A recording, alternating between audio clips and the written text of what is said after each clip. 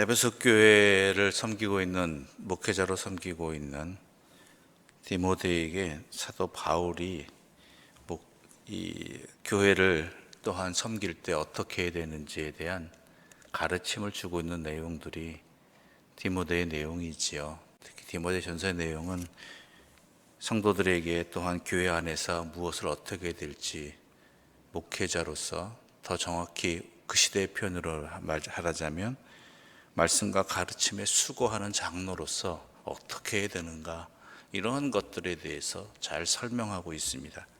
그 중에 첫 번째가 바로 1절과 2절의 내용인데요. 우리 함께 좀 읽어볼까요? 1절과 2절입니다.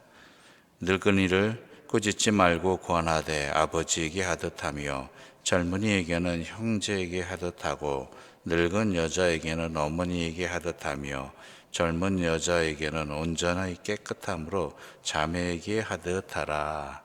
아멘. 이게 오늘날은 특별할 것 없는 내용이죠. 연세 드신 분들 아버지 대하듯 잘 섬기고, 또한 젊은이에게는 형제같이 잘하고, 또한 연세 드신 어머니 여자분들에게는 어머니에게 하듯 하고, 그건 오늘날 우리가 잘하고 있는 내용이죠. 또한 기독교뿐만 아니라 이 사회가 공통적으로 갖고 있는 어른에 대한, 이웃에 대한 모습입니다. 그런데 이게요, 그 시대를 알아야 되는 게 매우 중요합니다. 오늘날과 같지 않은 시대거든요. 계급이 있는 시대였습니다. 주인과 노예의 인식이 있는 시대였습니다. 6장에서도 나오겠지만 종에 관한 이야기가 나오거든요. 주인이 있고 종이 있고 노예가 있고 또는 귀족이 있고 평민이 있고 하는 그런 시대였다라는 것이죠. 즉 사람의 신분이 그 자기가 속한, 자기가 태어난 계급이 어떠하냐에 따라서 구별되어지고 거기에 따라 사람 취급받고 사람 취급 못 받는 그러한 시대 속에서 이 말씀이 선포되었다는 것을 우리는 보아야 되는 것입니다. 즉 교회 공동체가, 이 신앙 공동체가 그 시대의 큰 변화의 요인이 되었고, 또한 사회를 그 지역을 다스리고 그 나라를 다스리는 사람들에게 커다란 시험거리 내지는 이 공동체는 존재하지 말아야겠다라고, 이 사회를 혼란스럽게 하는 존재라고 그렇게 여김을 받았던 이유 중에 하나가 이 신분에 상관없이 서로를 아버지같이 어머니같이 또한 형제와 자매같이 여기는 그러한 신앙의 모습 때문이었다라는 것이죠. 그건 오늘날 우리나라에 복음이 들어와서도 마찬가지였죠. 그것 때문에 사회의 구조를, 나라를 망하게 하는 그러한 사상을 가지고 있다고 해서 핍박을 받았죠. 박해를 받고.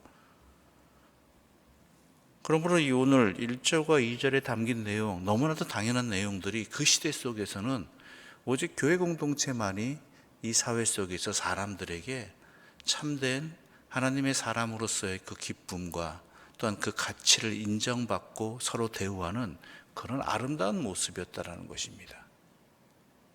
이건 엄청난 가르침인 것이죠. 그러면서 또한 그 뒤에 이어서 나오는 게 과부에 대한 내용입니다. 과부에 대한 내용은 무슨 내용이냐? 여러분이 잘 아시다시피 그 시대에는 여성의 경제권이라는 것이 인정되지 않던 시대였습니다. 결혼하기 전에는 아버지의 돌봄을 받아야 됐고, 또한 결혼하고 나서는 남편의 종속되어서 돌봄을 받아야만 하는 사람이었고, 또한 남편이 세상을 떠난 뒤는 어떻게 되죠? 자녀에 의해서 돌봄을 받아야 되는 그러한 존재였다라는 것이죠. 그들이 굳이 가졌다면은 그 당시로서 경제권은 아주 특별한 경우, 루디아라든지 이런 종류, 이러한 여성을 빼놓고는 지창금이라는, 결혼할 때 아버지가 딸에게 주는 그러한 목돈 외에는, 그것도 경제적 상황에 따라 많이 다르죠. 그것 외에는 아무것도 없다라는 것입니다. 그게 많은 여자들도 있고 그게 너무나 없거나 적은 여자들도 있는 사회 속에서 그런 경제권이 상실되어져 버릴 수밖에 없는, 누군가의 돌봄이 필요한 여인들에게 돌봄의 역할을 조금이라도 감당하고자 했던 것이 교회 공동체였다라는 것이죠. 신앙 공동체였다라는 것입니다. 즉 자기의 생명을 또한 그 삶을 유지해 나갈 수 있도록 돕는 모습이 이 안에 나타나는 것이죠. 그런데 먼저 4절을 보기에 이렇게 기록되어 있습니다. 4절 함께 읽어볼까요? 4절입니다. 만일 어떤 과부에게 자녀나 손자들이 있거든 그들로 먼저 자기 집에서 효를 행하여 부모에게 보답하기를 배우게 하라. 이것이 하나님 앞에서 받으실 만한 것이니라. 먼저 뭐라고 얘기했습니까? 돌볼 사람이 있거든, 특히 자녀나 손자들이 있거든 그 부모에게 보답하게 하라, 돌보게 하라, 이 얘기입니다. 과부라고 해서 무조건 돕는 것이 목적이 아니라 먼저 가족들이 해야 될 일들을 감당하게 하는 것, 그렇게 권면하는 것이 교회 공동체의 역할이라는 것이죠. 근데 그 앞절과 또한 5절에 등장하는 과부에 관한 용어 중에 하나가 참 과부입니다. 참 과부를 존대하라. 참 과부인 과부를 존대하라. 이게 이렇게 번역이 되었지만 참과부라고 이야기하는 건 말 그대로 돌볼 리가 없는, 자기 재산도 없고 돌볼 사람도 없는 이러한 사람들은 교회에서 돌보라는 것이지요. 그런 사람들은 9절에 보면 이렇게 기록되어 있습니다. 9절과 10절까지 함께 읽어볼까요? 9절과 10절입니다. 참 과부로 명부에 올릴 자는 나이가 60이 덜 되지 아니하고 한 남편이 아니었던 자로서 선한 행실의 증거가 있어 혹은 자녀를 양육하며 혹은 나그네를 대접하며 혹은 성도들의 발을 씻으며 혹은 환난 당한 자들을 구제하며 혹은 모든 선한 일을 행한 자라야 할 것이요. 즉 교회 안에 명부를 등록해서 기록을 해가지고 이 사람들을 도와야 될 사람이라고 구별해서 잘 돕도록 하라는 것입니다. 그런데 젊은 과부는 여기서 제외한다라는 것이죠. 왜냐하면 재혼할 가능성도 있고 또한 여러 가지 경제적인 자립을 위해서 활동할 수 있는 여력이 되는 사람들이기 때문에 그런 사람들은 돕는 역할을 하는 것이 아니라 도리어 자립할 수 있도록 일하도록 권면하는 것이 맞다라는 내용이 이 안에 담겨 있는 것입니다.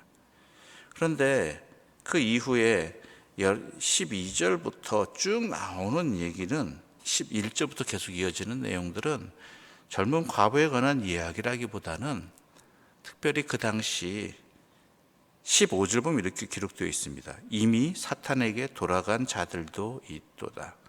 즉 교회 공동체 안에서 어떤 특정한 그 과부들이 많은 그 교회 안에 어려움과 분란을 일으켰던 그러한 사건이 있었던 것 같습니다. 그래서 교회 공동체 구성원들에게 어려움을 주고 가정이 힘들게 하고 또한 교회 공동체의 정체성을 흐려버리게 만들어버리는 그러한 사람들의 모습이 게으름을 피고 또 집집 돌아다니면서 도움을 요구하고 또한 쓸데없는 말 만들어서 퍼쳐트리고 또 뭐 이렇게 여러 가지 성적인 문란이 있고 하는 그러한 모습이 전부가 그랬다는 게 아니라 그러한 사람들이 교회 공동체 안에 많은 어려움을 끼쳤던 사건이 있었던 것이죠. 그래서 사도 바울은 분명히 이야기하죠. 그들 가운데는 이미 사탄에게 돌아간 자들도 있다. 그들에 대해서는 제외해야 된다. 이런 얘기들도 함께 하고 있는 것이죠. 또 16절 보면 이렇게 기록되어 있습니다. 만일 믿는 여자에게 과부 친척이 있거든 자기가 도와주고 교회가 짐지지 않게 하라. 이는 참 과부를 도와주게 하려 합니다. 교회가 모든 것을 도울 수는 없거든요. 여러 가지 형편과 제한들이 있잖아요. 그러다 보니까 만약에 믿는 여자에게 자기 친척 가운데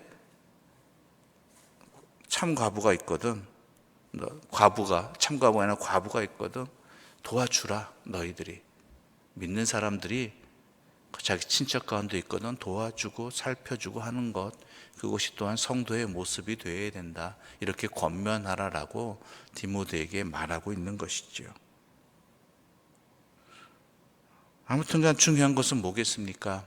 교회 공동체가 하나님의 말씀, 구약 성경에부터 계속 이어지는 말씀이 고아와 과부를 돌볼 줄 아는 공동체가 만들어지는 것, 그런 공동체가 하나님께서 이루시고자 하는 공동체라는 것을 계속해서 또한 그 교회 공동체가 따라하고 있고 본받고 있고 유지하고 있다는 것입니다.